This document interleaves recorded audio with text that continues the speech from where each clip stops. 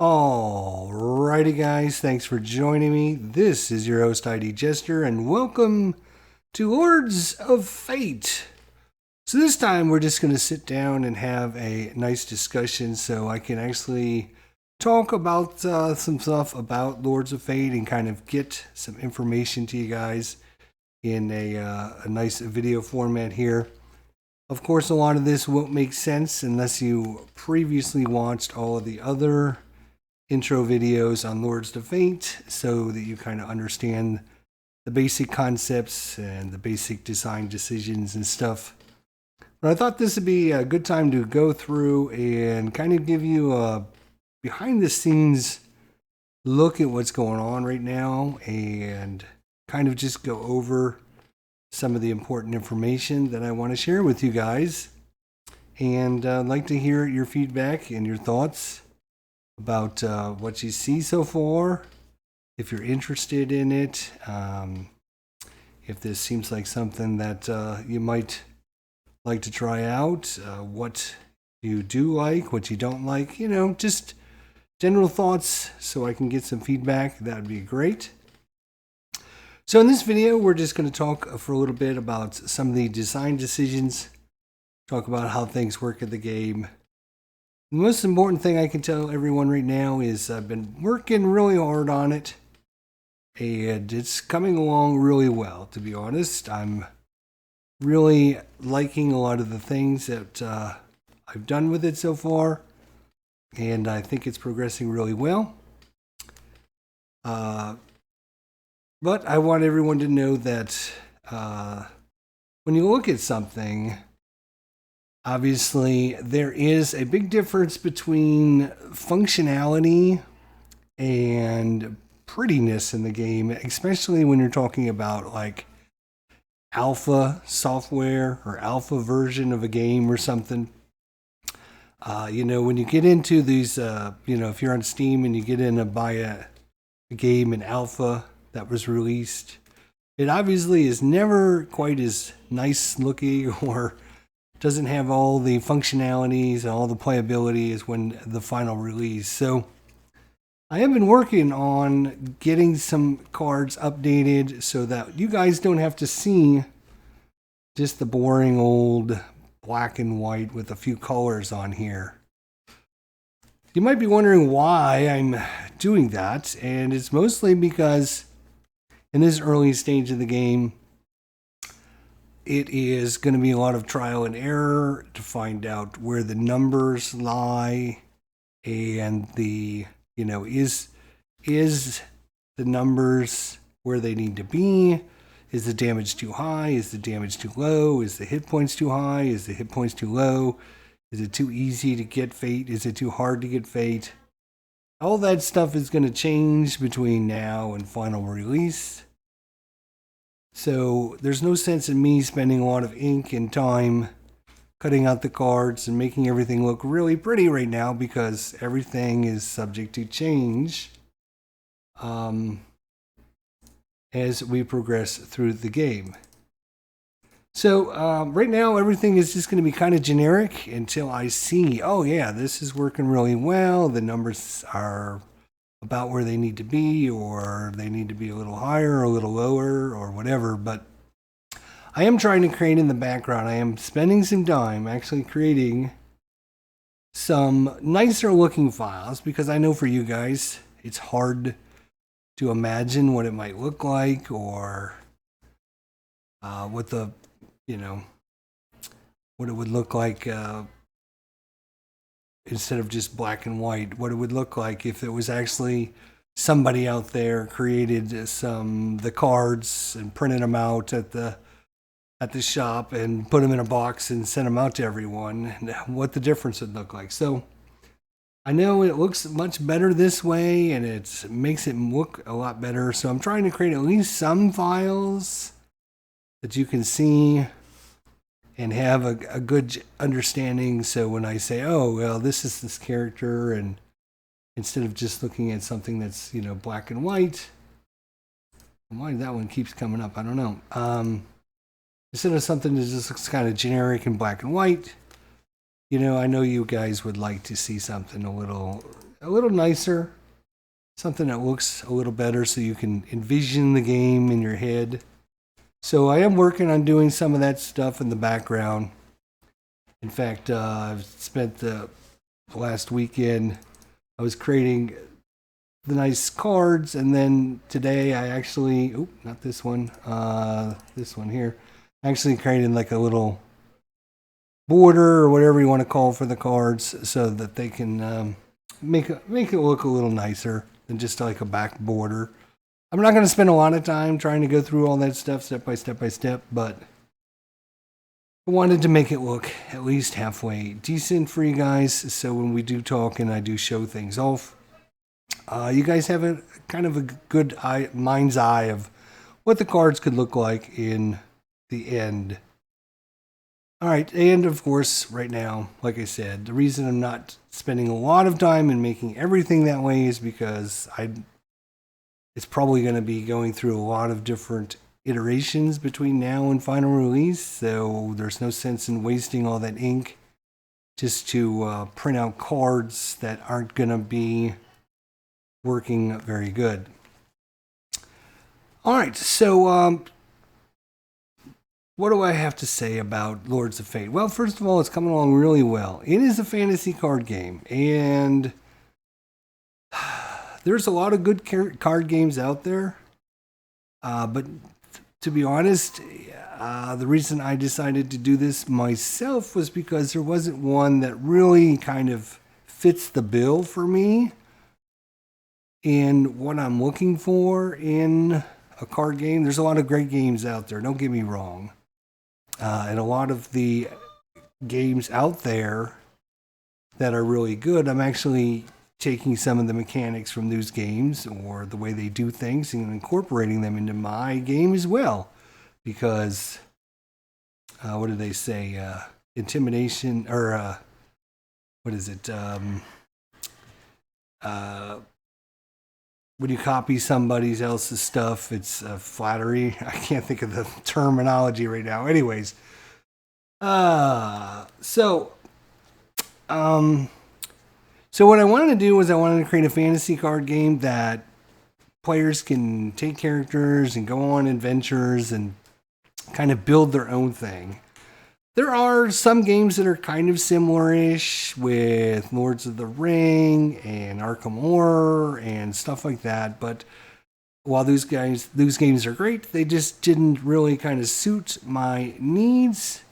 I wanted to be able to like play kind of like a fantasy role-playing game like Dungeons and Dragons or Pathfinder or something like that, but using cards and using, kind of those games as like a base. I'm not trying to copy, don't get me wrong, I'm not trying to copy Dungeons and Dragons and just put it into cards. That's not what this is about. This is about taking the core essence behind Dungeons and Dragons or Pathfinder, where players take their characters on an adventure, the DM's creating the little adventure for the players to go on. Well, that's kind of what the players are doing here, where they build their decks of cards and build their adventure so that they have something, a nice little adventure that they created from scratch with just using different modular sets that they put together to make their adventure unique and different than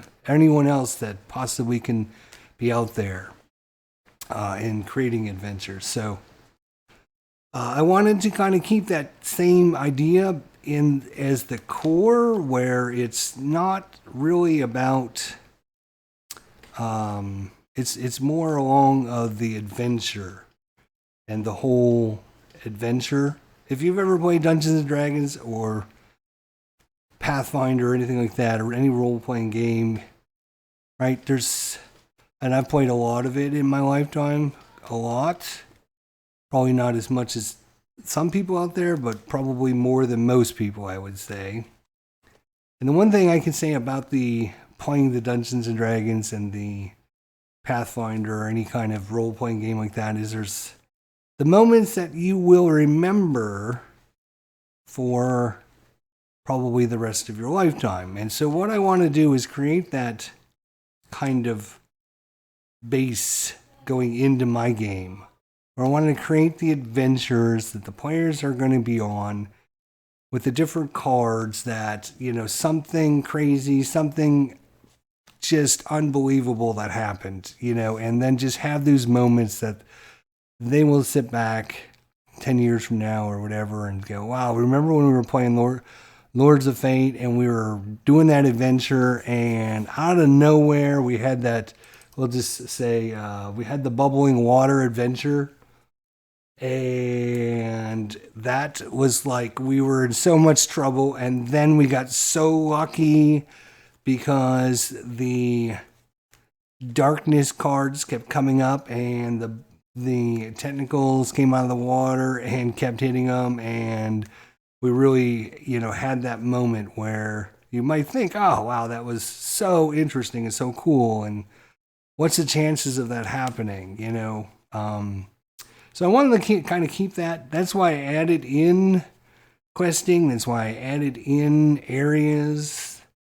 That's why I added in area events, because all of those different combinations that you can get where everything's going along great, and then all of a sudden you go into an area and it totally messes everything up. Or on the other end of the spectrum, obviously, when everything is going terrible and something good happens out of the blue that really saves everyone and re-energizes the whole adventure back and gets everything back on track. So these are kind of the core elements of what I'm trying to get out of the game, and try to make it as interesting for everyone. And like I said, modular. Obviously, right now in the game, there's only going to be a couple characters. There's only going to be one adventure. There's only going to be one area to fight the boss in. There's only going to be one boss. But once you start getting more and more adventures, more heroes, more areas, more quests, more everything, then it can kind of, just exponentially multiple, I can't even say the word, multiply your chance of putting an adventure together that's completely different than everyone else. So eventually I'm hoping to get several Dark Lords, several adventures, several quests, probably around, 5 to 8 characters, maybe 6 to 10 characters, maybe like 3 or 4 different quests, and then just in those combinations between the different characters, the different quests, the different areas, and the different bosses, you're probably talking like, 8,000 different combinations of adventures that you can create with just those few core numbers of things. When I created the game, though, one of the most important things for me is to make things that make sense, right? There's nothing worse than... there's nothing really that I don't like is when I play a game and there's a card in there and it's like, this does this, and you're like, what? I don't understand. This card really doesn't make any sense whatsoever. What is it trying to do? And you're trying to look it up in the rule book or everything. That's why it was important for me to get out all of those information videos ahead of time so that you guys have a kind of good understanding. So when you look at a card, and for those of you who've watched those intro videos and maybe watched them a couple times and have a pretty good understanding, when you see a card, you can probably figure out things very easily this way. And that's why, when I create something, just as an example, like protection from evil, right? So anybody who's played Dungeons & Dragons or Pathfinder or any kind of fantasy role-playing game that has protection from evil spell, what does the protection from evil spell do? Well, it protects the players from evil? Well, we know from our Lords of Fate preview videos that evil is all about the black fate. So you can put one and one together and come up with, you could probably create this card yourself and say, oh, protection from evil. If I was going to cast this spell, what's it going to do? Well, it's going to prevent any of our heroes from taking any black damage for the rest of the round. So it makes sense. It's not just thrown into the game because, well, it's a standard Dungeons and Dragons spell and we need it to be in there. Obviously, Cure Light Wounds, that's a very easy one, right? You know, obviously, Cure Light Wounds is very easy. Let's see, do I have any more great examples that I'm willing to share? Probably,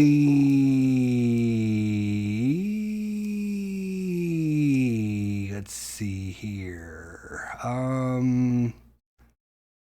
right, I'll give you kind of another one here. Let's go with the traveling supplies.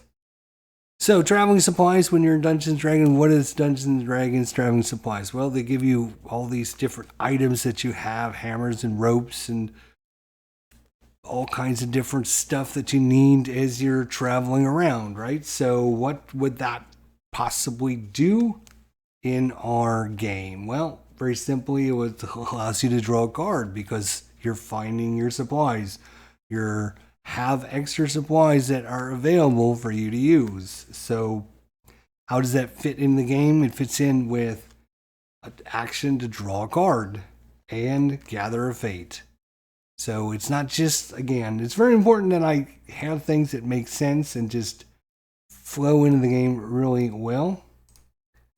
And I want it so that people that are familiar with the game and the core mechanics, everything kind of makes a lot of sense to them. The other thing I kind of wanted to talk about a little bit is the modular sets, which I've introduced several times, right? If we look at a modular set and the design decision about modular sets, and why did I go with that? Well, if you played Lord of the Rings, the living card game, or if you played Marvel Champions, or if you play, let's see, give me another example. Pathfinder, the adventure game, the adventure card game, Pathfinder, the adventure card game. Any of those games where you're building your characters and you're adding cards in and out of your deck. The problem with any of those games, for me, is where you're adding like the same cards over and over and over again to the same, to different characters because they're the better cards in the game. And so what ends up happening is you end up like I have for Marvel Champions, where I have a box of like 1,500 cards that just sits there and doesn't do anything because those are the cards that aren't used because they're not as good as other cards. And there are like 5 or 6 standard cards that go into every single solitary deck out there because they are so good for every different kind of character out there. And so I don't like that.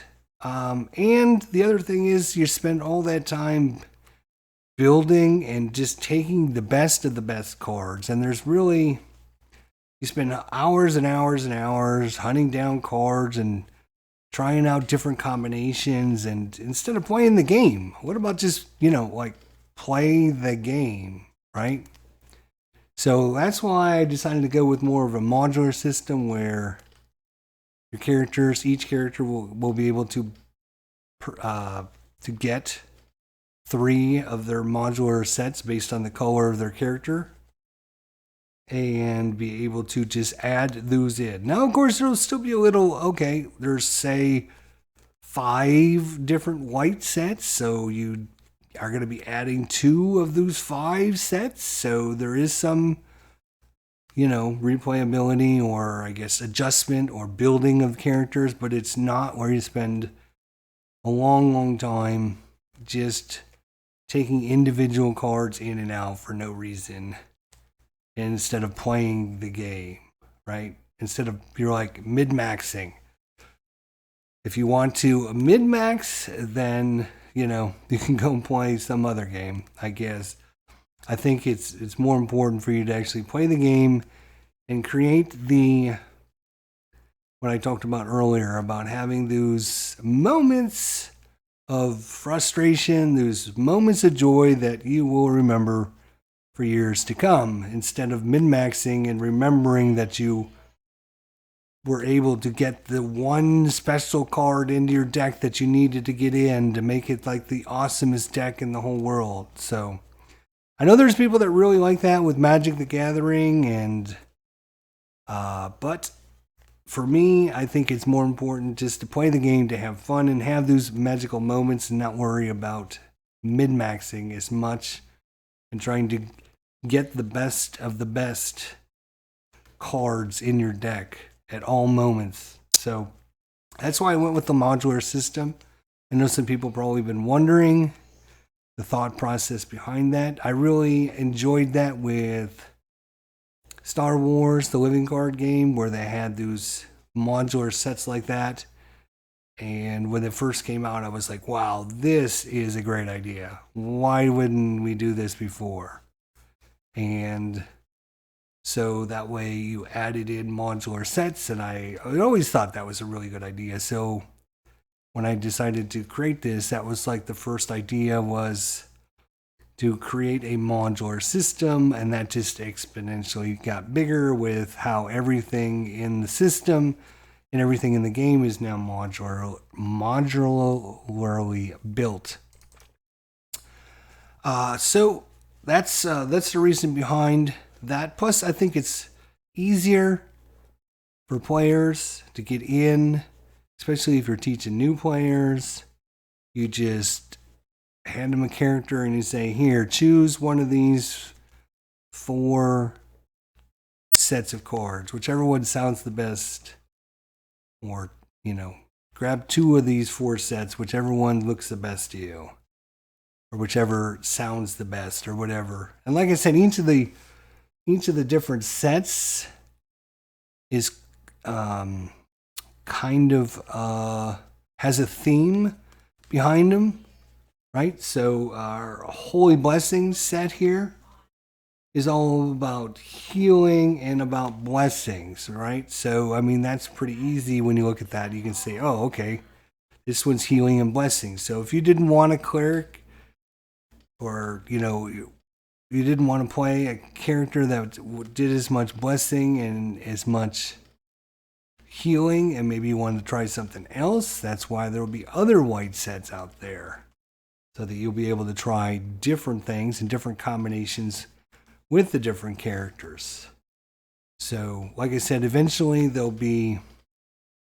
right now in the game, it is actually done with one setup, is what I'm saying.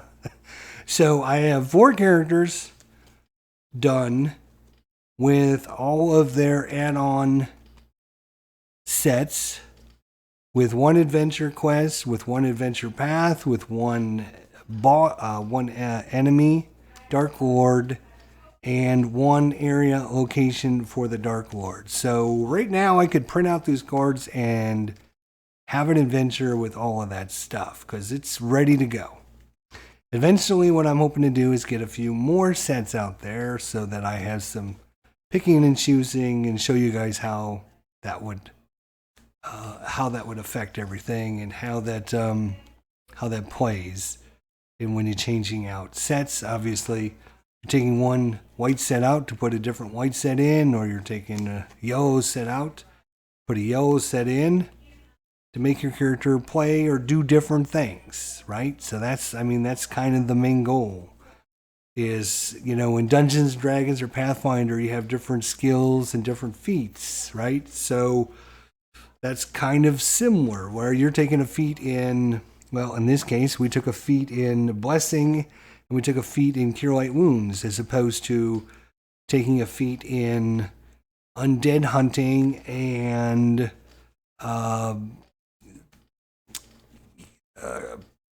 hexing or, questing or whatever the other set might be. So that's kind of how the different sets work. And kind of what my goal is with them is to make them different enough that they do different things, that they are theme based so that you can make a quick decision on, okay, well, if I'm going to take a cleric, I should probably take I'm going to make my cleric a support character, or I'm going to make my character really tough. Well, there'll be a white one where, you get really good armor and really good weapons, but you won't get any healing, right? So you can just assume that your character took a feat in, weapon expertise or something like that, or heavy armor expertise, as opposed to feats in healing and blessing. So that's how the modularity system works, and how and why, the reason behind it. It's quicker to change in and out, and it makes things hopefully easier to play and less time studying every card and more time actually enjoying the game, hopefully, is the core behind it. A lot of things have changed in the last few months, and already some really good things have come about of it. And one of the most important things was, originally I was going to have it like a players go and then the darkness goes, and then the players go and then the darkness goes. Kind of an I go, you go system. And I didn't really like that. And then I remembered some of the other games out there and was kind of deciding how, if you were playing D&D or a Pathfinder or fantasy role-playing game and you were battling monsters, right? It wouldn't be, we go, then they go, then we go, then they go, back and forth like that. It just doesn't make a lot of sense. So that's where I implemented into the game the initiative system, so that everybody gets a player card, initiative card, and darkness gets a couple of them, and then, of course, these cards are randomly shuffled into a pile, and that way, initiative, just like in a role-playing game where you're never sure who's going to get to go and what the initiative order is, and it's not just I go, you go.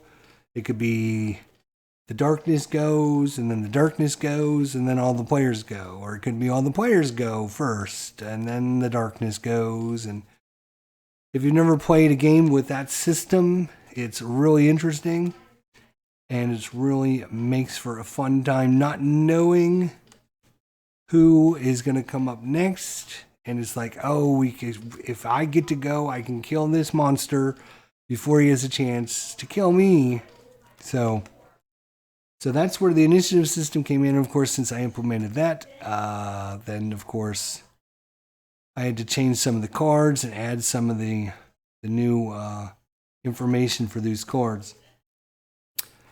So as I mentioned, I already have all of the 4 characters built. There are a cleric, a fighter, a mage, and a rogue, thief, rogue, whatever you want to call him. He's actually technically a rogue. And so those 4 characters are ready to go. And what I'm actually going to be doing in the next video is we're actually going to go through and kind of talk about our good friend here, Greyrock, the Dwarven Cleric. And we're going to get to show you guys some of his cards. We're going to talk about his, one of the most important things for me is to make it so that all the heroes play differently. It's not just that they don't have different cards. It's that they do different things, and they have different roles, and they can do, and each character makes some kind of adjustment to the game. So you can see here when Greyrock gathers fate, one other hero can gather fate as well. So right off the bat, so Greyrock, if he's in your party, if he's one of the 4 characters you bring on the adventure, then he's going to be able to give fate to anyone else out there, one of his other party members, every time he gathers fate. So that's could be very good for all those other players out there that can't gather fate as well, or have very expensive fate cards and are never have enough fate. Greyrock might be a great player to bring in, or a great character to bring into the game. And of course, his action is to deal 1 white damage to one enemy, and another hero can heal a life point. So he can always get a little bit of healing out there. But of course, he's got a lot of other special cards that will make him different and unique. And we've already kind of showed you one of them. Of course, he has the protection from evil spell that he can cast to make everyone in the party immune to black damage. So obviously, if you have a lot of enemies out there, say like the swamp spiders, you can see down in the bottom right hand corner, they do black damage. So obviously, if there's a lot of enemies out there that are going to do black damage, then that might be really good. Or you could always wait and hold on to those spells until you finally meet the Dark Lord, because you can see down in the bottom right hand corner again, when they encounter the Dark Lord, he also does black damage as well. So, and of course the players would know that because they had chosen this Dark Lord over the other ones when they were building the adventure. So it's not like anything is hidden behind the scenes. All the cards and stuff obviously would be. But yeah, so he's got some other cards. I just thought we would go through some of his important cards and kind of talk about him, show you how he might play, talk about his basics, and then go through all the 4 main characters and get your guys' thoughts and opinions on each of them.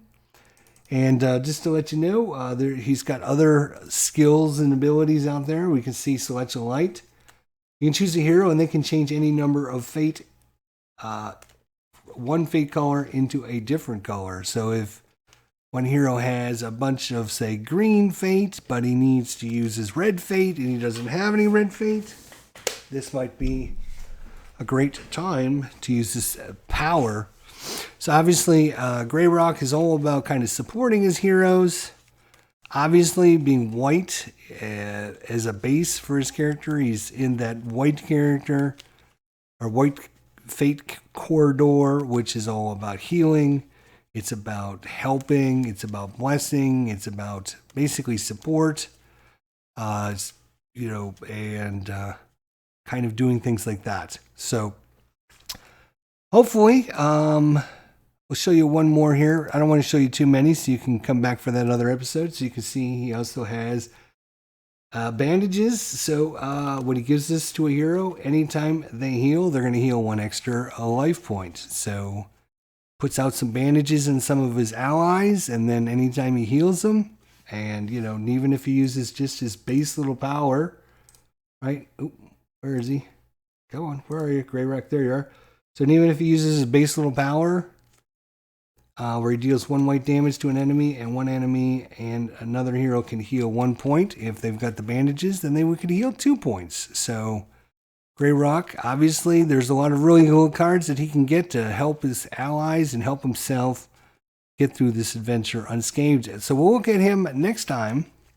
So hopefully you'll join us then. Again, if you guys have any thoughts, comments, suggestions, if you want to give me your opinions on your feelings on the game so far, your ideas, if you're, what your thoughts are on the design philosophy, on what's going on in the background. I'm hoping to actually get, like I said, we have everything made. It's just a matter of getting the cards printed out and then cut up and then try an adventure and then see how it goes, and then readjusting all the cards because some of them are working right and some are broken and some are overpowered, and some are underpowered, and etc., etc. And then, expanding on it as we go forward. I'm hoping to do actually a live game here within the next week or two. It's just, like I said, I've got everything made. It's just going through and fine-tuning everything to how I feel. It's interesting. It's very interesting because I'll go through the heroes and I'll go through every one of their powers and I'll look at them and I'll be like, wow, the Dark Lord doesn't stand a chance. Oh my God. And so I'll go to the Dark Lord cards and I'll start looking through his cards and making adjustments. And then I'll get done and I'll look at those cards and I'll be like, oh my God, I don't think the players stand a chance. Oh my God. So I don't know what that means, but it's like, wow. It's like, I think it's, for me, it's going to be well balanced. But right now, it's like, every time I see the player cards, I go, oh man, the Dark Lord doesn't stand a chance. And then when I see some of the Dark Lord cards, I'm thinking, oh my God, how are the players even going to be able to live through this? So we'll see. It'll be fun. And I'm having a lot of fun doing and creating this. So hopefully we'll just keep it going forward. Again, if you guys enjoyed this, leave your thoughts, comments, suggestions, and a thumbs up. And let me know what you're thinking. And hopefully we'll see you when we look at hero number 1, Greyrock, and the Cleric, and kind of go over how his deck, the envisionment I have. How is he's designed to play a certain way. How is that envisionment going to work? What cards does he have that will basically change and break the rules so that he can do things differently than other players out there? So hopefully, again, there's tons and tons and tons and tons of different heroes out there that we can be making. Barbarians and rangers, assassins, druids and monks and paladins. I mean, there's lots and lots of variety for us to do. It's just a matter of time to do it and get it all done. So hopefully eventually, it's come a long ways in just the last couple months. And hopefully within, another year or so, we can get it to the point where it's super cool and super fun for everyone. So we'll see. And, I'd like to take you along the journey as well and get your input. And if you want to be part of it, that's great. Just let me know. And if this is something that you're not interested in, I can respect that as well. All right, guys. Well, we'll see you all for the next episode where we talk about Greyrock. All right, guys. Take care. We'll see you then.